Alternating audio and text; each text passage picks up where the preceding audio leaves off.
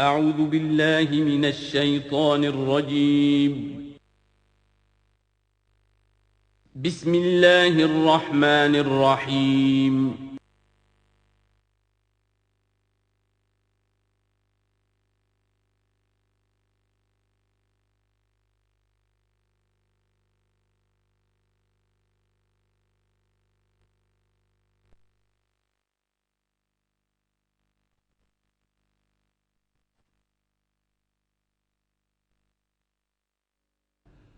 الحمد للہ وکفا والصلاة والسلام علی عباده الذین اصطفیٰ،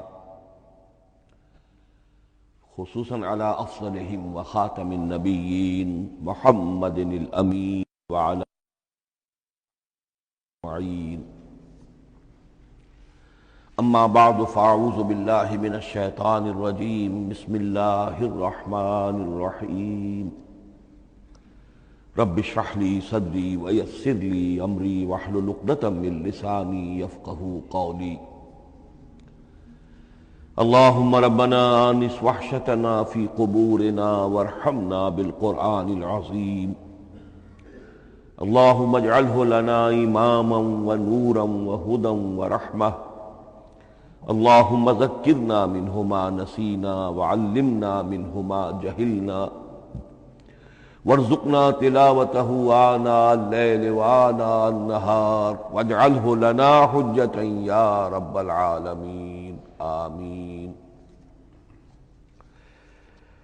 کل دو نشستوں میں تعارف قرآن کے ضمن میں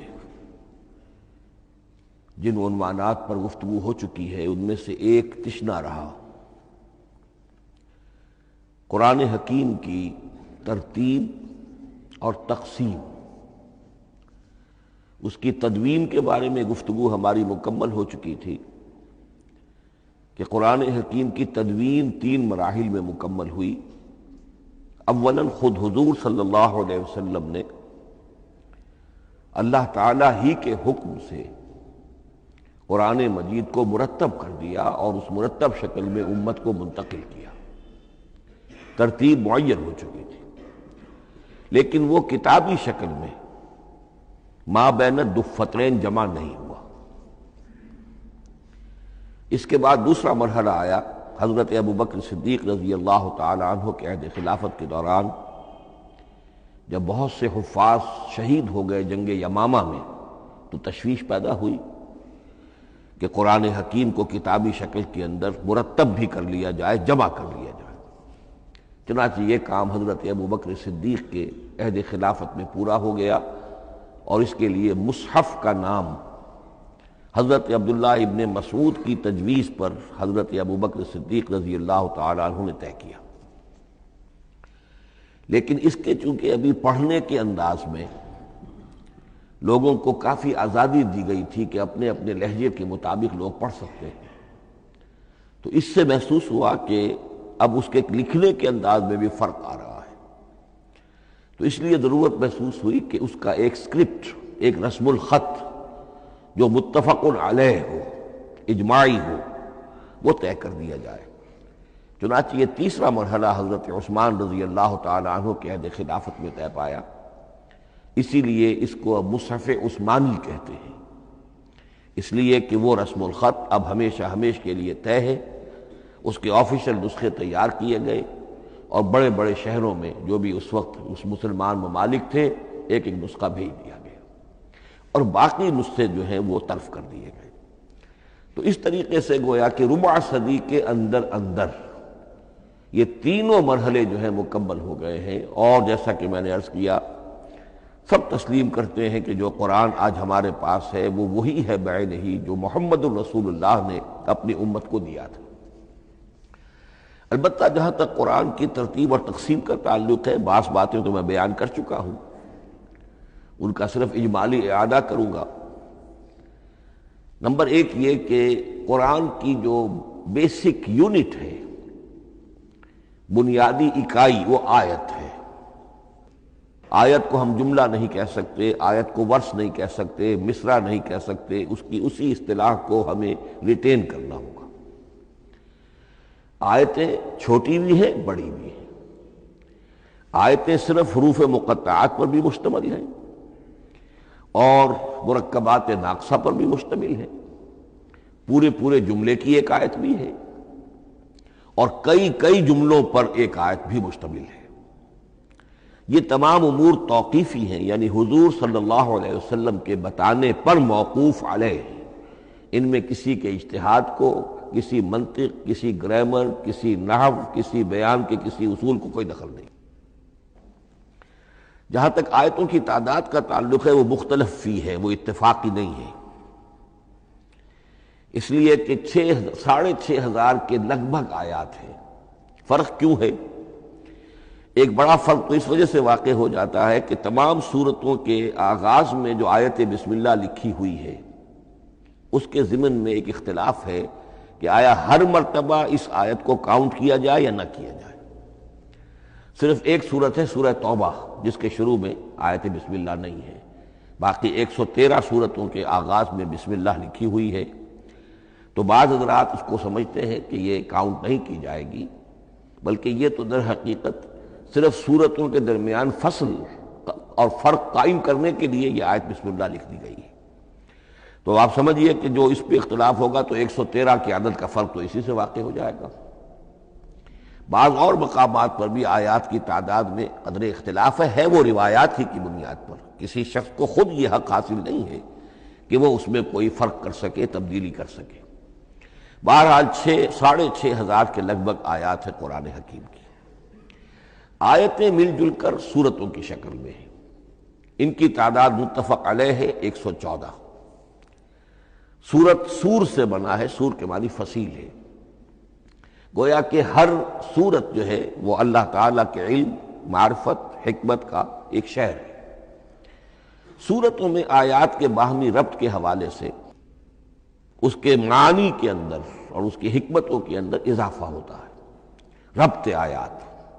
اور جس طریقے سے کہ مختلف موتیوں کو پرو دیا جائے ایک دھاگے میں، اس سے ہار وجود میں آئے، جو ترتیب ہوگی موتیوں کی اس سے ان موتیوں کا حسن دوبالا ہو جائے گا۔ ایسے ہی معاملہ آیات قرآنیہ کا ہے کہ جو ایک سورت کے اندر ہے اور ہر سورت کا ایک مرکزی مضمون یا عمود ہوتا ہے اور تمام آیتیں اس سے منطلق اور اس سے منسلک ہوتی ہیں۔ ان سورتوں کے بعد جیسا کہ میں نے عرض کیا، دور صحابہ میں ہمیں صرف ایک اصطلاح اور ملتی ہے، حزب اور یا منزل۔ وہ اس سہولت کے لیے کہ اگر ایک ہفتے میں پورا قرآن ختم کرنا ہو، اس کی تلاوت مکمل کرنی ہو تو روزانہ ایک حزب پڑھ لیا جائے۔ یہ چونکہ دور صحابہ میں بھی مذکور ہے، لہذا اس میں ہم دیکھتے ہیں کہ حسن موجود ہے، یعنی یہ کہ نہ تو یہ قباحت ہے کہ سورتوں کو توڑا گیا ہو، بلکہ پوری صورتیں شامل ہیں۔ کوئی مصنوعی مساوات قائم کرنے کی کوشش نہیں ہے، کوئی حزب نسبتاً تھوڑا سا زیادہ بڑا ہے، کچھ تھوڑا سا چھوٹا ہے، لیکن تقریباً مساوی ہے۔ خام خواہ کی کوئی مصنوعی مساوات قائم کرنے کی کوشش نہیں ہے۔ اور اس کے باوجود یہ حسن موجود ہے کہ سورہ فاتحہ کو اگر ہم علیحدہ رکھ دیں کہ وہ پورے قرآن حکیم کے لیے ایک دباچہ اور مقدمہ ہے، تو پہلے حزب یا پہلی منزل میں 3 سورتیں، دوسرے میں 5، تیسرے میں 7، چوتھے میں 9، پانچویں میں 11، چھٹی میں 13، یہ سیڑھی ہے بالکل۔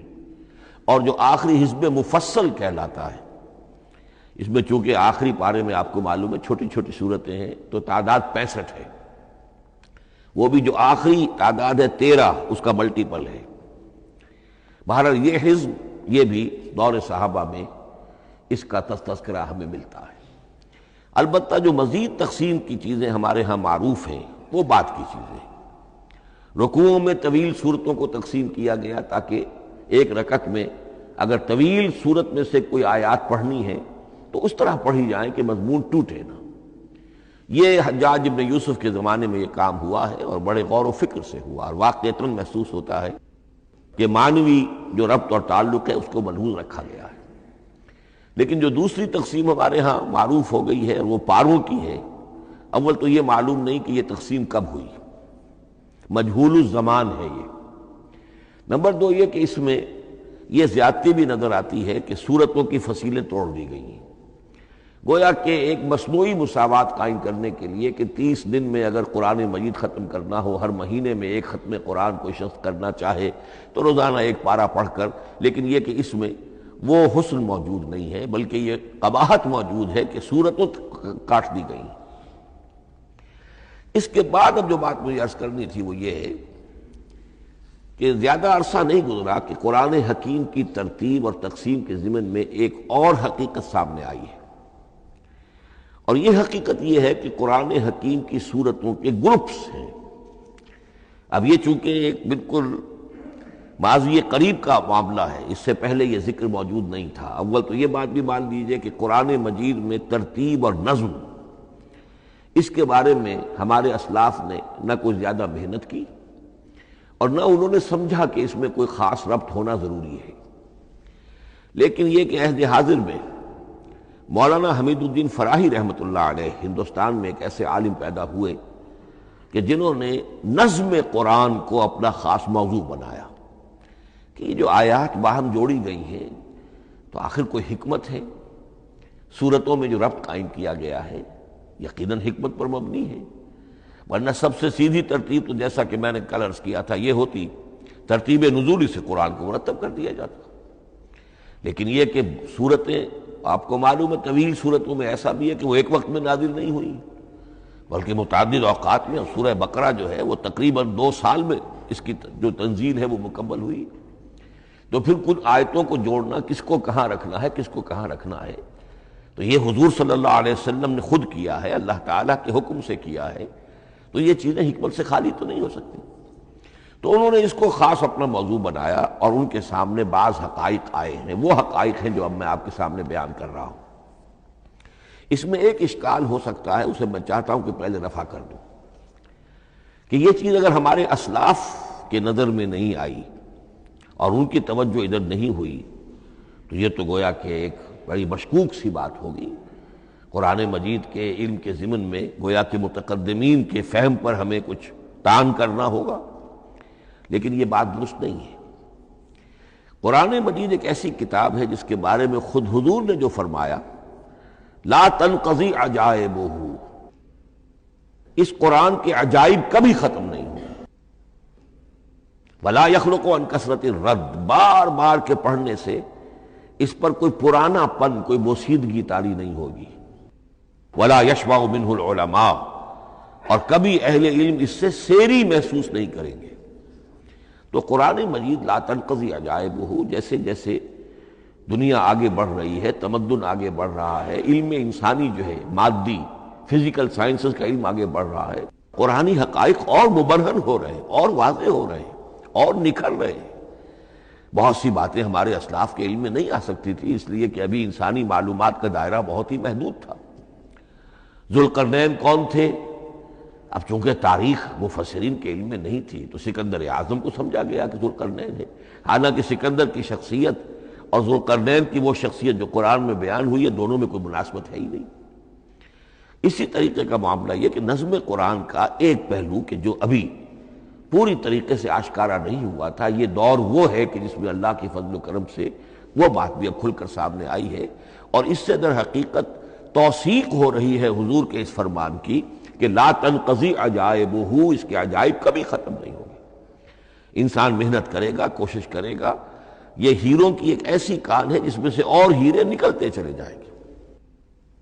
اس کے ضمن میں ایک بات تو میں نے آپ سے کل عرض کر دی تھی اور آج پھر بھی کہی ہے، سورتوں میں بھی ایک ربط ہے، آیات جو سورتوں کے اندر جوڑی گئی ہیں، پھر سورتیں اکثر و بیشتر جوڑوں کی شکل میں ہیں۔ اس کے کچھ مثالیں بھی کل میں نے آپ کو دی تھی۔ قرآن مجید کی ایک آیہ مبارکہ ہے وَمِن كُلِّ شَيْءٍ خَلَقْنَا زَوْجَيْنِ لَعَلَّكُمْ تَعْقِلُونَ یا لَعَلَّكُمْ تَذَكَّرُونَ، مجھے پوری طرح یاد نہیں ہے۔ ہم نے ہر شے کو جوڑوں کی شکل میں پیدا کیا، اگرچہ اس کو چونکہ قرآن مخلوق نہیں ہے ہم اس پر اس کا اطلاق نہیں کریں گے، لیکن من کل شیء خلقنا زوجین، اس میں اس قدر کیٹیگوریکل سٹیٹمنٹ ہے کہ معلوم ہوتا ہے کہ یہ اصول اتنا اللہ تعالیٰ کے ہاں اتنا پسندیدہ ہے کہ قرآن مجید کی صورتوں میں بھی یہ صورتوں کے بھی جوڑوں کی شکل میں ہونا یہ بہت ہی اظہر من الشمس ہے۔ بعض جگہوں پر تو اظہر من الشمس ہے، بعض جگہوں پر ذرا تدبر کر کے بات معلوم ہوتی ہے۔ البتہ کہیں کہیں آپ کو نظر آئے گا کچھ منفرد صورتیں بھی ہیں، اور ان میں سے بعض یا جب دوران ترجمہ یہ چیزیں آئیں گی تو اب میں صرف اس وقت حوالہ دے سکوں گا، بڑی تیزی سے ہمیں چلنا ہوگا، اس وقت میں چاہتا ہوں کہ ذہن میں یہ حقائق بیٹھ جائیں۔ بعض جگہوں پر آپ دیکھیں گے تین تین صورتوں کے گروپ ہیں، ان میں سے دو کے مابین تو نسبت زوجیت کامل ہے، بلکہ یہ سمجھ لیجئے نسبت زوجیت کہتے کس کو ہے؟ دو چیزیں مل کر کسی مقصد کی تکمیل کریں، ان دونوں میں ایسی نسبت ہونی چاہیے ریسیپروکل کہ وہ ایک دوسرے کی تکمیل کے لیے اور کسی مقصد کے حصول کے لیے ان کے مابین ایک تعلق قائم ہو، یہ زوجیت ہے۔ اسی طریقے سے قرآن مجید میں جب صورتیں آتی ہیں جوڑوں کی شکل میں تو کسی مضمون کا ایک رخ وہ ایک صورت میں آ جائے گا، اس کا دوسرا رخ دوسری صورت میں آ جائے گا، اور دونوں مل کر جسے ہم کہتے ہیں تصویر کے دونوں رخ، وہ رخ مکمل ہو جائیں گے، بات پوری ہو جائے گی۔ البتہ بعض جگہوں پر ہے تین تین صورتوں کے سب گروپس ہیں۔ میں اس معاملے میں گروپ کا لفظ ریٹین کر رہا ہوں، اس لیے کہ قدیم تو یہ تصور تھا نہیں، جدید اصطلاح ہے، تو اس میں چونکہ اب بہت سے الفاظ انگریزی زبان کے اب اردو میں آ گئے ہیں کہ اس کی جگہ کوئی اور بہت ہی کوئی کوشش کر کے لفظ آیا جائے تو وہ شاید زیادہ عام فہم نہیں ہوگا، یا عام فہم ہے۔ تو گروپس اور سب گروپس، چھوٹے گروپ بڑے گروپ، تو یہ چھوٹے گروپ جو ہے تین تین صورتوں کے، ان میں سے دو کے مابین تو نسبت زوجیت بتمام و کمال ہوگی، اور تیسرے کی حیثیت ضمیمے کی ہوگی۔ اس کی مثالیں بعد میں آئیں گی۔ البتہ یہ جو ضمیمے ہوتے ہیں خود ان کے، یا جو دوسری منفرد صورتیں ہیں، خود ان میں آپ کو فصل کے ساتھ نسبت زوجیت مل جائے گی۔ اس سے آگے چلیے، اب اصل ہے وہ شے جس کو میں آج چاہتا ہوں بیان کرنا۔ قرآن حکیم کی صورتوں کی ایک گروپنگ اس اعتبار سے سامنے آئی، کچھ صورتیں مکی پھر مدنی، پھر مکی پھر مدنی، پھر مکی پھر مدنی، پھر مکی پھر مدنی۔ ایسا کیوں ہے؟ بڑی قابل غور بات ہے، اس میں کوئی حکمت ہے؟ اور عجیب بات یہ سامنے آئی، اس اعتبار سے بھی قرآن کے 7 گروپ بنتے ہیں، ہر گروپ میں ایک یا ایک سے زائد مکی صورت اور پھر ایک یا ایک سے زائد مدنی صورتیں، ایک گروپ پورا ہو گیا۔ دوسرے گروپ میں پھر ایک یا ایک سے زائد مکی صورت، پھر ایک یا ایک سے زائد مدنی صورتیں، وہ پھر گروپ مکمل ہو گیا۔ یہ گروپ بھی قرآن حکیم میں 7 ہیں۔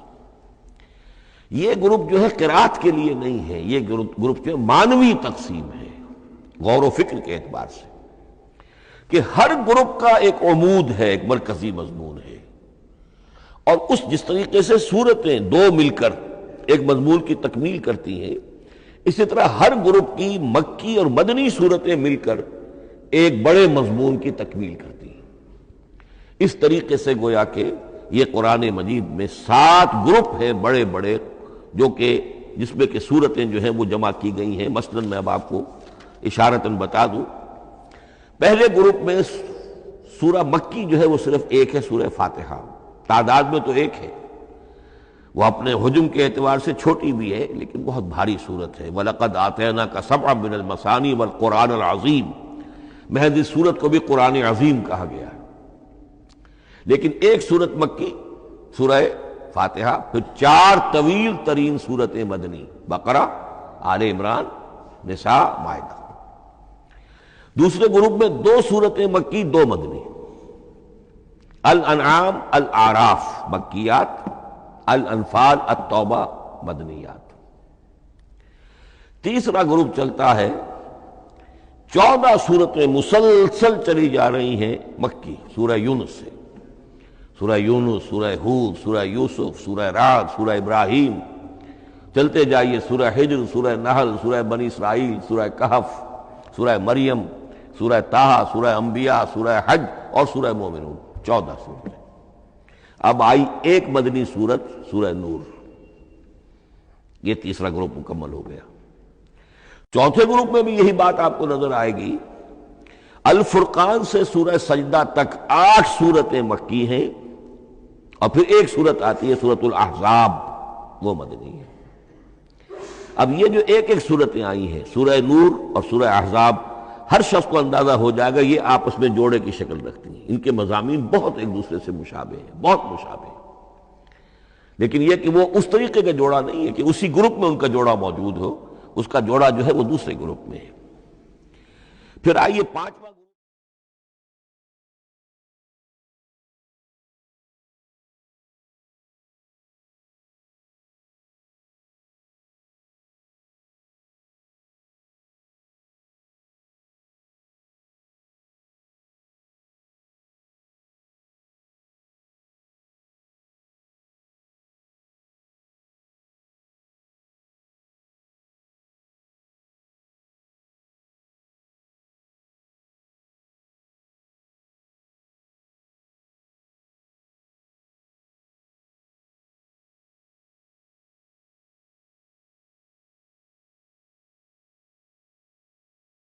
مجید میں سورتوں کے وجود میں آئے۔ ہر گروپ کا ایک مرکزی مضمون ہے۔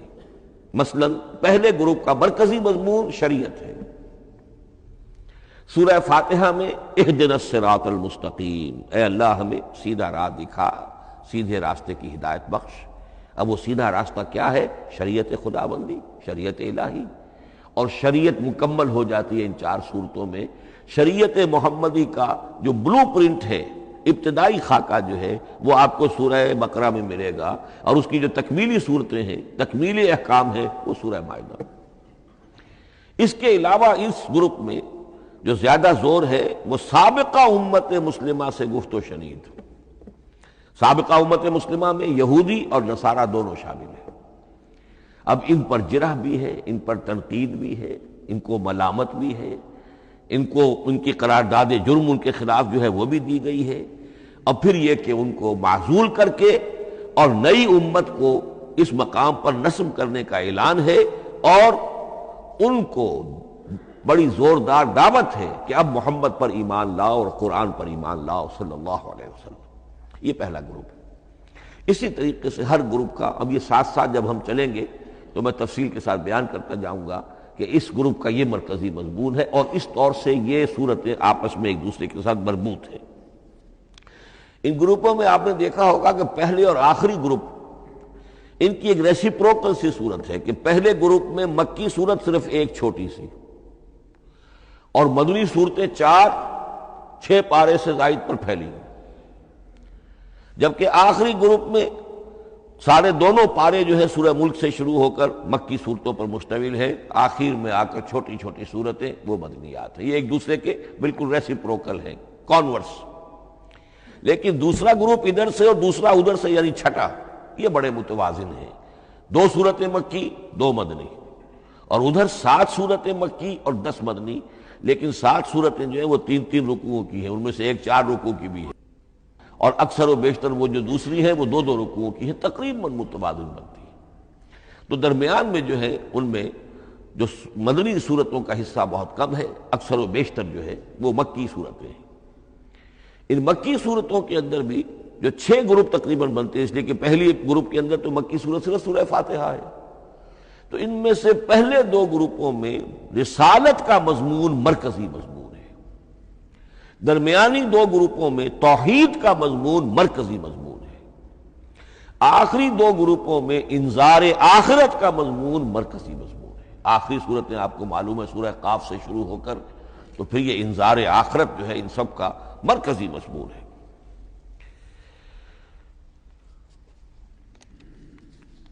مدنی قرآن جو ہے یہ بھی آپ نوٹ کر لیجئے کہ کل قرآن کا 1/3 ہے تقریباً، اور اس 1/3 کا 2/3 پورا کا پورا پہلے گروپ میں آ گیا ہے۔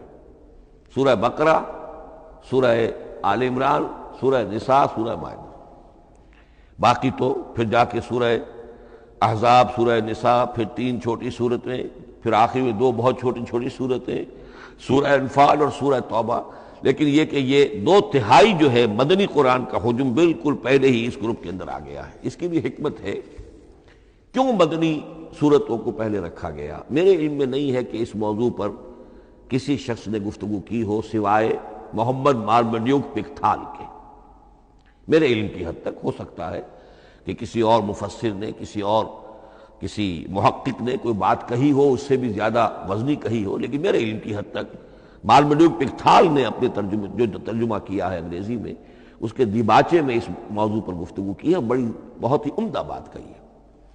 انہوں نے کہا کہ جب یہ قرآن نازل ہو رہا تھا تو اصل اہمیت ایمان کی تھی، پہلے لوگ ایمان لائیں اور پھر جو ایمان لائے ان کو پھر احکام دیے گئے کہ یہ کرو اور یہ نہ کرو، یہ حلال ہے، یہ حرام ہے، یہ فرض ہے، وغیرہ وغیرہ۔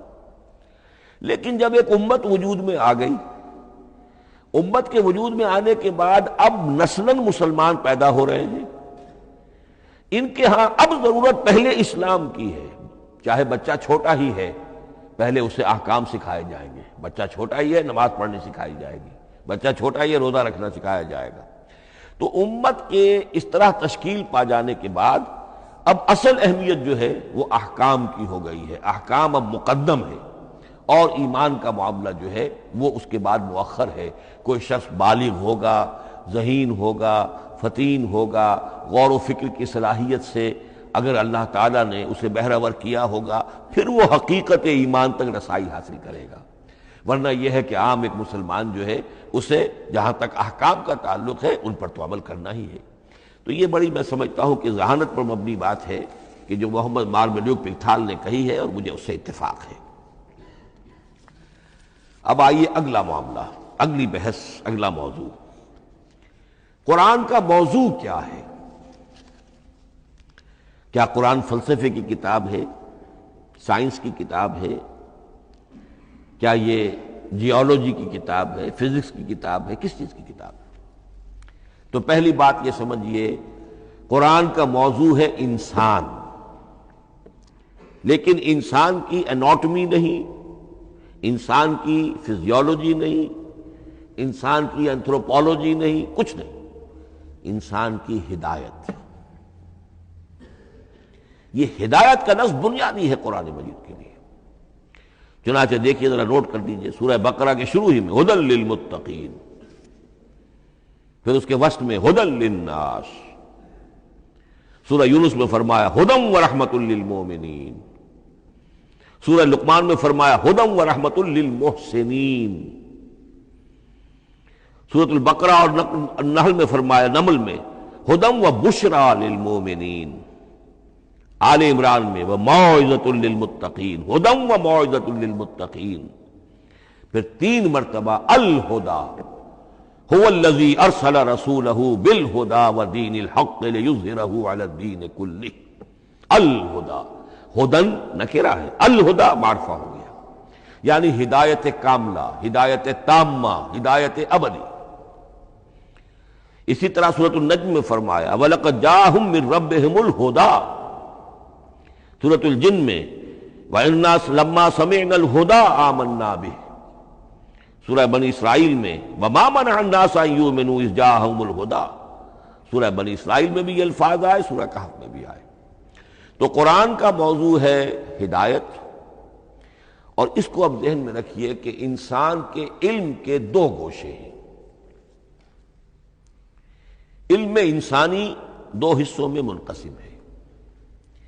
ایک حصہ ہے فزیکل ورلڈ کا علم، جو حواس کے ذریعے سے حاصل ہوتا ہے، مادی حقائق ان کا علم۔ حواس 5 ہمارا دیکھنا، سننا، سونگھنا، چکھنا، چھونا، یہ تمام صلاحیتیں ہیں، ان سے کچھ معلومات حاصل ہوتی ہیں، اور عقل کا یہ کمپیوٹر ان کو پروسیس کرتا ہے، اس سے نتائج نکالتا ہے، نتائج نکال کے سٹور کر لیتا ہے۔ پھر مزید کوئی معلومات حواس کے ذریعے سے حاصل ہوتی ہیں، اب ان کو وہ پھر پروسیس کر کے جو سابق میموری سٹورڈ ہے اس کے ساتھ ریکنسائل کر کے کوئی اور نتیجہ اخذ کرتا ہے۔ اس طرح رفتہ رفتہ رفتہ رفتہ انسان کا یہ علم بڑھتا چلا جا رہا، اور ہم نہیں کہہ سکتے کہ ابھی اور کہاں تک جائے گا۔ آج سے چند 100 سال پہلے بھی انسان تصور نہیں کر سکتا تھا کہ انسانی علم وہاں پہنچ جائے گا جہاں آج پہنچ چکا ہے۔ اس علم کا وحی سے کوئی تعلق نہیں، اس علم کا تعلق ہے علم اسماء سے، جو حضرت آدم میں ودیعت کر دیے گئے تھے بالکل شروع میں۔ سورہ بقرہ کا 4تھا رکوع جو ہے اس کے شروع میں ذکر ہے وَعَلَّمَ آدَمَ الْأَسْمَاءَ كُلَّهَا، اللہ نے آدم کو تمام نام سکھا دیے۔ اور اس کے آخر میں ذکر ہے جب آدم کو اور حوا کو حکم دیا گیا کہ اب زمین میں جا کر اور وہاں کا چارج سنبھالو، تو فرمایا وَإِمَّا يَأْتِيَنَّكُم مِّنِّي هُدًى فَمَن تَبِعَ هُدَايَ فَلَا خَوْفٌ عَلَيْهِمْ وَلَا هُمْ يَحْزَنُونَ۔ وہ علم ہدایت ہے، یہ دو چیزیں بالکل علیحدہ ہیں۔ علم اسماء در حقیقت یوں سمجھیے کہ جیسے آم کی گٹھلی میں پورا آم کا درخت ہوتا ہے، وہی تو گٹھلی ہے جو آپ زمین میں دباتے ہیں، پھر اگر پانی وہاں پڑتا ہے، زمین میں روئیدگی بھی ہے، وہ گٹھلی پھٹے گی، وہ جو اس میں سے دو پتے نکلیں گے، وہ پتے اوپر بڑھیں گے، درخت بنے گا۔ وہ پورا درخت جو ہے آم کی گٹھلی میں موجود تھا، صرف اسے پورا درخت بننے میں 2 سال 3 سال 4 سال لگیں گے، لیکن درخت موجود تھا، پوٹینشلی بالقوہ پورا درخت آم کی گٹھلی میں موجود تھا۔ ایکچولی بالفعل وہ آم کا درخت جو ہے کئی سال کے اندر وجود میں آیا۔ بعین ہی یہ معاملہ ہے، کل مادی حقائق کا کل علم حضرت آدم علیہ السلام کے وجود میں ودیعت کر دیا گیا پوٹینشلی۔ اب اس کی ایکسفولیشن ہو رہی ہے، وہ بڑھتا جا رہا ہے، برگ و بار لا رہا ہے۔ اور یہ علم جو ہے اس کا تعلق جیسا کہ میں نے عرض کیا آسمانی ہدایت سے نہیں ہے، اب یہ خود رو پودا ہے، بڑھتا چلا جا رہا ہے، اور کہاں تک پہنچے گا؟ علامہ اقبال نے صحیح تعبیر کی ہے، عروج آدم خاکی سے انجم سہمے جاتے ہیں کہ یہ ٹوٹا ہوا تارا مہ کامل نہ بن جائے۔ علامہ کی زندگی میں تو انسان نے چاند پر قدم نہیں رکھا تھا، لیکن یہ کہ اب تو چاند پر قدم رکھ کر انسان آ چکا۔ تو عروج آدم خاکی سے انجم سہمے جاتے ہیں کہ یہ ٹوٹا ہوا تارا مہ کامل نہ بن جائے۔ یہ ہے انسانی علم۔ اس انسانی علم کے ساتھ اگر وہ علم وہی علم ہدایت نہ ہو تو یہ علم جو ہے بجائے خیر کے شر بن جاتا ہے۔ آج وہ شیطانی قوت بن چکا ہے، وہ علم ہلاکت کا سامان بن چکا ہے، تباہی کا ذریعہ بن چکا ہے۔